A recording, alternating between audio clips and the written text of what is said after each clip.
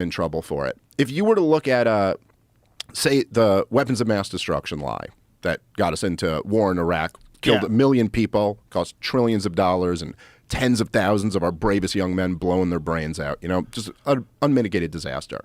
And none of the people who sold that lost their jobs or are, you know, they're not like, I don't know what they should be doing. Maybe like picking up garbage by the side of the road, apologizing to every car that passes them. Well, I don't know. Let's pause for a second and compare. There's people that said that there was weapons of mass destruction. They willfully created this story. It's a fake story. 100%. No one got in trouble. Trump paid off some lady who says he fucked her.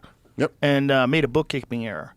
So he got hit with 34 felonies. Yep. Now, if you want to just be that person that says he's a convicted felon and just repeat it over and over again, understand that now you're changing what the law means because you don't like a guy, and that can be used on you. This is what happens in dictatorships. This is what happens when communism takes over a country and you get a military dictatorship.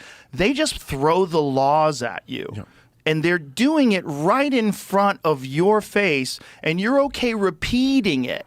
He's a convicted felon. He's a convicted felon. He's a convicted felon for 34 misdemeanors, which are all the same thing. Which weren't really felonies. Which weren't felonies, and were past the statute of limitations. So how much do you hate freedom? Yeah, it's not, listen, none of the Trump legal charges were an example where, look, the former president of the United States of America clearly broke the law. And we don't want to politicize, you know, the legal system here, but it's so obvious he broke the law that we have to prosecute him. It was, we're coming up with a novel legal theory that we've never prosecuted anyone under before. And if you interpret it this way, then we could interpret this misdemeanor that's past the statute of limitations as a felony. So now, how does this not freak out liberals who are obsessed with criminal reform?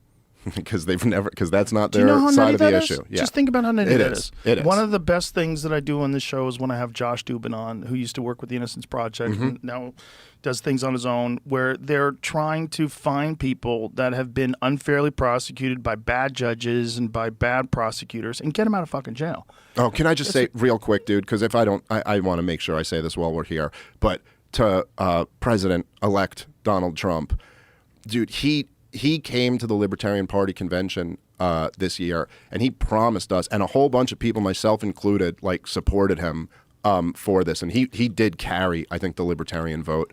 And he promised us he was going to free Ross Ulbricht on day one. And like, if you're listening, Mr. President, if this gets to you, please come through on that promise, man.